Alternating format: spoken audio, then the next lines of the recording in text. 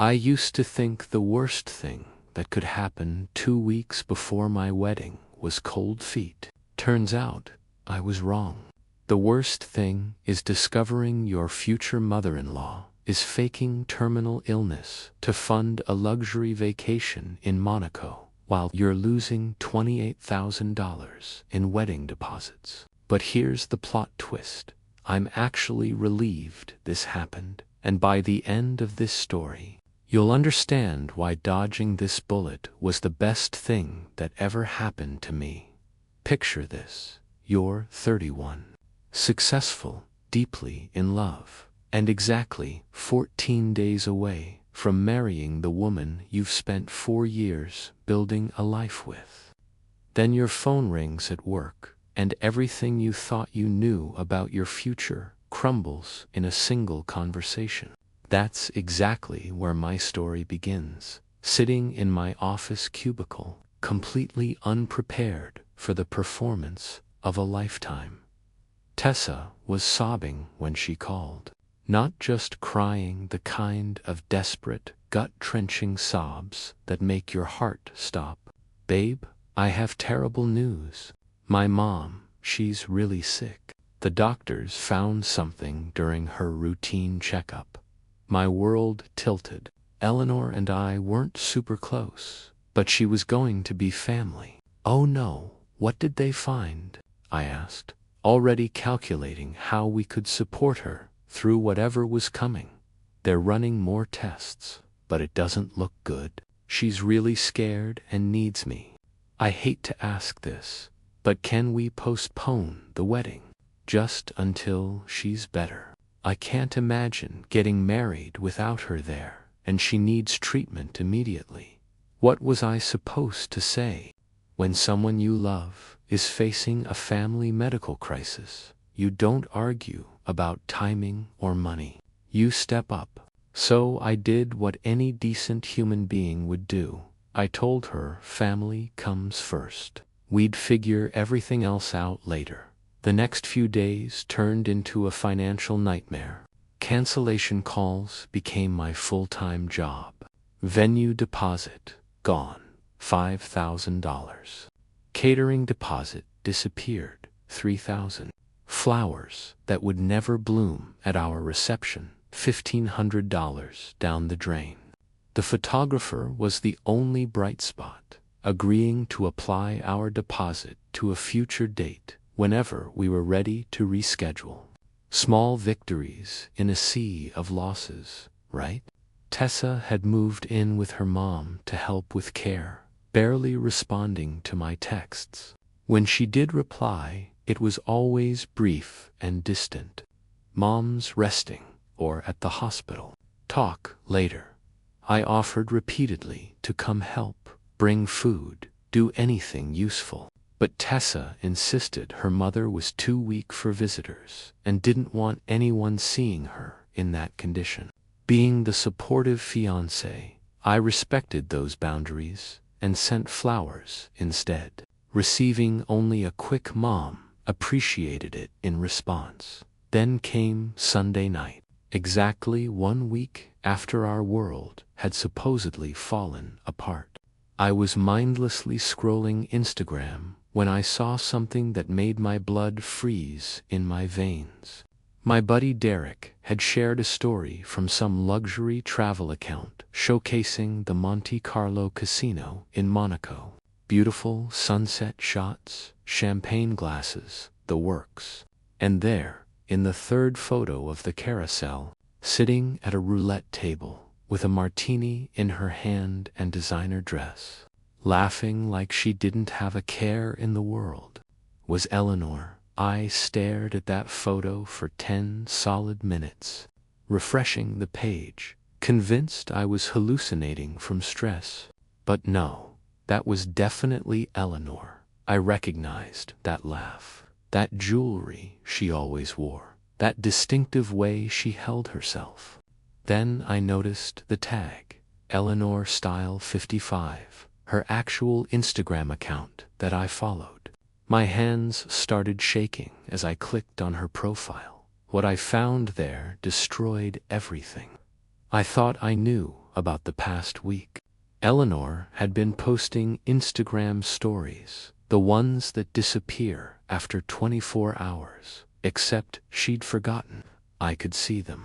Her stories from the past 7 days read like a vacation diary from hell. Airport selfie with Adventure Time. First-class cabin photo captioned treating myself. Hotel room view overlooking Monaco Harbor.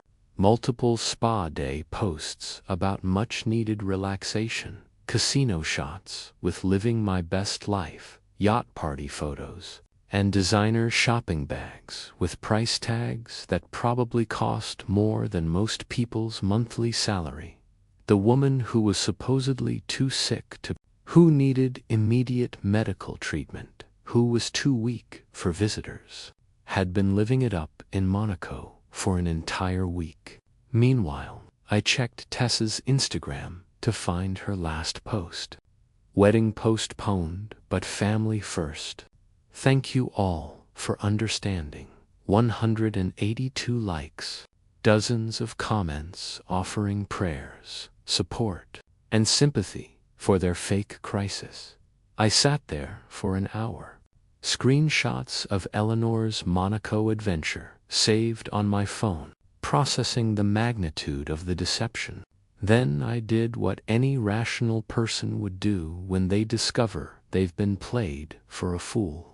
I created the group message that would end my relationship but save my sanity. I added everyone: Tessa's dad, Richard, her brother Kyle, her sister Zoe, her aunt Patricia, all the cousins, both sets of parents, our siblings, the entire wedding party, and about 20 mutual friends who'd been commenting supportive messages about Eleanor's supposed illness. I attached every single screenshot. Miraculous recovery. Then I turned off my phone and went to bed, completely unprepared for the nuclear fallout that was about to reshape my entire life. I woke up to 18 missed calls and over to past messages. My phone was practically vibrating off the nightstand. The first voicemail, time-stamped 5:47 a.m. Is Eleanor actually in Monaco? Call me immediately. Here's something crucial about Eleanor had been receiving substantial alimony.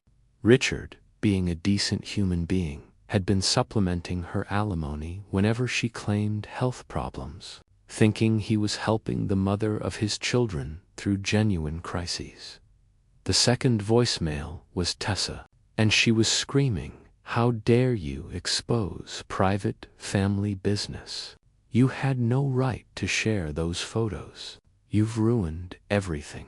Notice what she didn't say. Not "this isn't what it looks like." Tessa's brother, whose text message arrived around noon. "Mom told me she couldn't help with my student loans because all her money was going to medical bills." There's literally a photo of her doing shots on a yacht. What the hell? Kyle had been eating ramen noodles for months, struggling to pay his loans while sending his mother every spare dollar he had, thinking he was contributing to her cancer treatment. The only person who stayed calm through this chaos was Zoe, Tessa's younger sister, who called me directly with information that made everything so much worse. "Adrian, I need you to know this isn't the first time. Last year, when Mom claimed to have that emergency surgery, she was actually in Cabo. I found out by accident, but she made me promise not to tell Dad or Kyle. I should have warned you when you started dating Tessa, but I was scared of breaking up the family." By evening, the situation had escalated beyond anything I could have imagined. Tessa showed up at my apartment without warning, pounding on the door like she was trying to break it down. When I opened it, she looked rough, mascara smudged, hair disheveled. The kind of appearance that comes from a day of fielding angry phone calls from relatives who just discovered they'd been funding Monaco vacations instead of medical bills. "How could you do this to me?" she demanded, not even asking to come inside. "How could your mother fake terminal illness to fund a gambling vacation?" I shot back. "It's complicated," she said, which is universal code for I got caught and have no good excuse. "Then explain it," I challenged her. What came next was the most elaborate justification I've ever heard for outright fraud. The Monaco trip was planned months ago and was non-refundable. Mom used her savings, so she had to lie about being sick. But she is sick, she has anxiety, and the trip was therapeutic. You don't understand because you've never had anxiety. Mom needed this vacation to decompress before my wedding so she could come back refreshed and ready for the celebration. I actually laughed out loud. Therapeutic gambling. A medical necessity to party on yachts. The audacity was breathtaking. "Tessa, you told me she had something serious that required immediate treatment. We postponed our wedding. I lost thousands in deposits. That's when her mask completely slipped, and I saw who she really was underneath 4 years of careful performance." Her face hardened, and suddenly I wasn't looking at the woman I'd fallen in love with. "Well, maybe if you weren't so obsessed with having this huge, expensive wedding, those deposits wouldn't matter. This is really your fault for pressuring me into all that expensive stuff. Record, scratch, full stop. What are you talking about? You wanted the country club venue. You insisted on the premium catering package. You picked the $3,000 floral arrangements. Only because you made me feel like I had to with your successful job and your money," she snapped back. There it was, the entitlement that had been lurking beneath the surface, finally showing itself. 4 years of resentment about my financial success, packaged as love, but actually just opportunism. "Get out," I told her. "But we're still getting married, right? We can reschedule for spring," she said, as if nothing fundamental had changed. "Tessa, you lied to me about your mother having cancer. Your mother committed fraud against your father and brother. No, we are absolutely not getting married." She switched from anger to panic so fast I got whiplash watching it happen. "You can't call off our wedding over this. It was just a little lie. Mom deserved a vacation after everything she's been through with the divorce. The wedding's already called off, remember? You did that when you lied about your mother dying. I'm just making it permanent." She started screaming about how I was ruining her life. How she'd already told everyone we were getting married. How her friends would judge her. How she'd wasted 4 years on me. I closed the door while she was mid-sentence and listened to her yell in the hallway for another 10 minutes until my neighbor threatened to call the police. But the real bombshells were still coming. Richard called me that night with information that turned this from relationship drama into criminal investigation. Eleanor's luxury Monaco vacation hadn't been funded by her savings. It was paid for with the extra lemony she'd been receiving by claiming ongoing medical expenses. Medical expenses for conditions she didn't have, treatments she wasn't receiving, emergencies that didn't exist. Fraud with paper trails and bank records. Kyle messaged me with his own revelation. "Bro, Mom owes me $15,000 that I gave her for medical loans. I've been eating ramen for months, thinking I was helping pay for her chemotherapy. I'm done with both of them." The scope of Eleanor's deception was staggering. She'd been running medical expense scams on her entire family for years. Then the venue called with information that proved Tessa had been planning this deception long before she'd ever mentioned her mother's supposed illness to me. When I'd canceled citing a family medical emergency, they'd felt bad and offered to refund half my deposit as a courtesy gesture. But Tessa had called them the same day I did, told them about postponing rather than canceling, and tried to reschedule for the following year without mentioning it to me. When they brought up the partial refund during her call, she'd said, "Oh no, keep that as credit for our new date." She'd been planning to postpone the wedding before she'd even told me about the illness.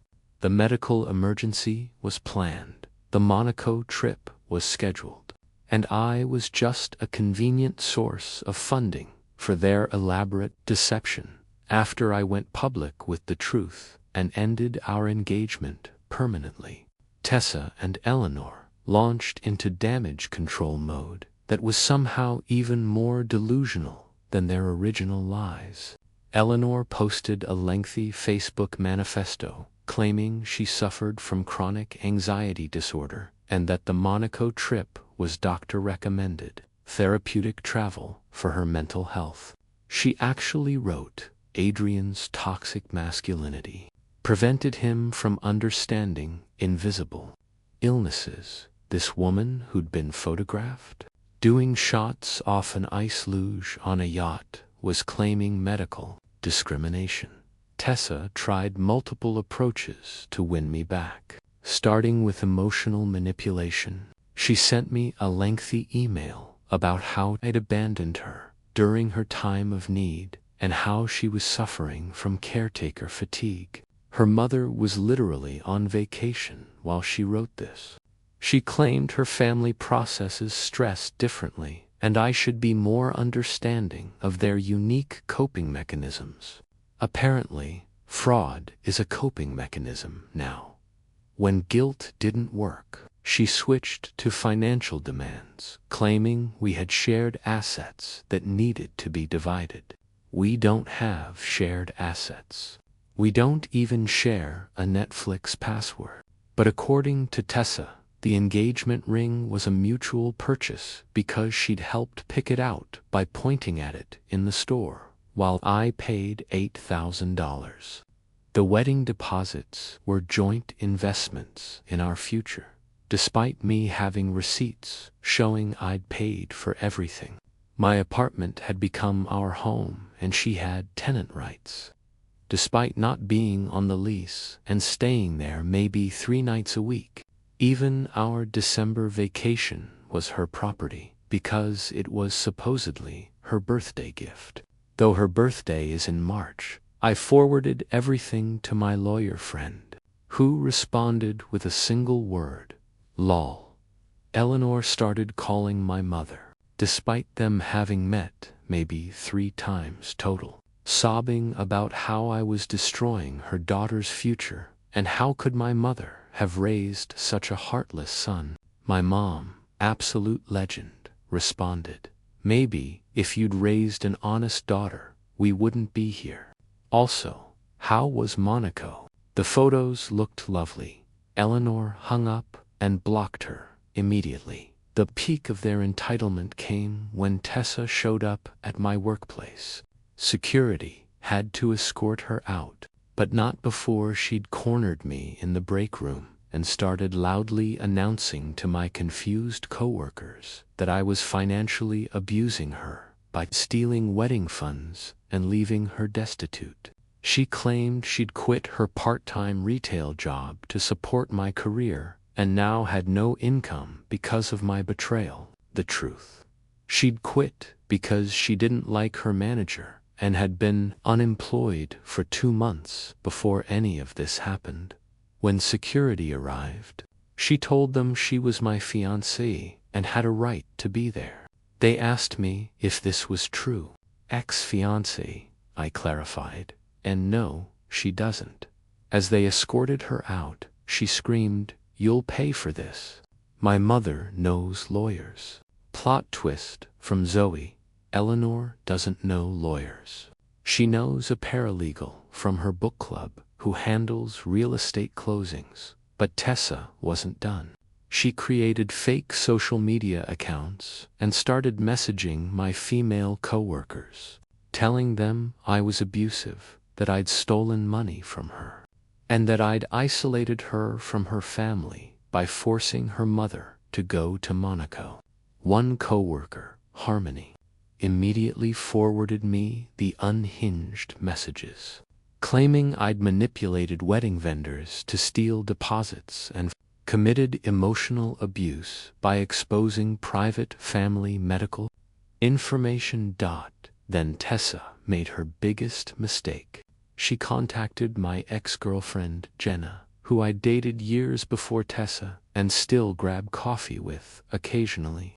Tessa had always been jealous of this friendship, and now she tried to weaponize it. She told Jenna I'd been cheating throughout our relationship, and that's why I'd really canceled the wedding, because I was planning to leave Tessa for Jenna. Jenna, absolute hero, decided to play along and see how deep this rabbit hole went.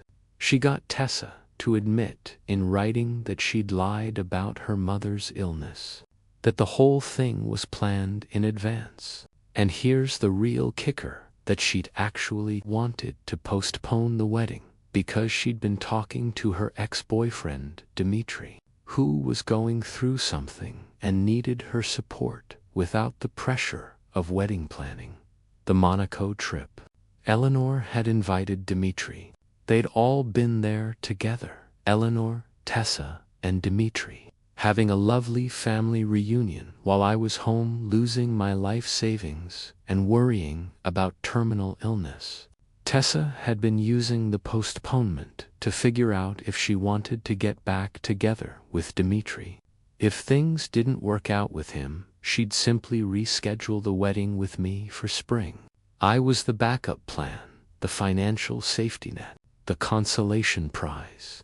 Jenna sent me all the screenshots, then posted the entire conversation on her public Instagram with the caption, "When the trash takes itself out." It went semi-viral in our city, shared by everyone who knew about our wedding, had been invited, or had sent gifts. The public humiliation was complete and thorough. The consequences started piling up like a house of cards collapsing. Richard's court case against Eleanor used my Monaco documentation as Exhibit A. She'd claimed medical expenses for the exact dates she was traveling, with receipts and bank transfers creating a perfect paper trail of fraud. Not only did the alimony get reversed, but she now owed Richard money. Eleanor tried to sell her house to pay legal fees, but Kyle had filed a civil suit for the $15,000 she'd borrowed under false medical pretenses, putting a lien on the property. No sale until it's resolved. Tessa, now publicly exposed and completely humiliated, tried one final desperate move. She contacted my cousin, asking about buying the engagement ring from me, since it was meant for her anyway. My cousin told her I'd already sold it and donated half the proceeds to a cancer charity in Eleanor's honor. I actually did this. It felt poetic. The restraining order hearing was the final act of this drama. Tessa showed up with Eleanor, but no lawyer, apparently couldn't afford one after all the legal fees. Tessa tried to claim I was the real aggressor, that I'd stalked her mother's social media and harassed their family by sharing private information. The judge reviewed all the evidence, the fake illness messages, the Monaco photos, the workplace incident, the harassment of my coworkers, Jenna's screenshots proving the affair, and the planned deception. Restraining order granted. 2 years, no contact. As we left the courthouse, Eleanor couldn't help herself one last time. She shouted across the parking lot, "You'll regret this, Adrian.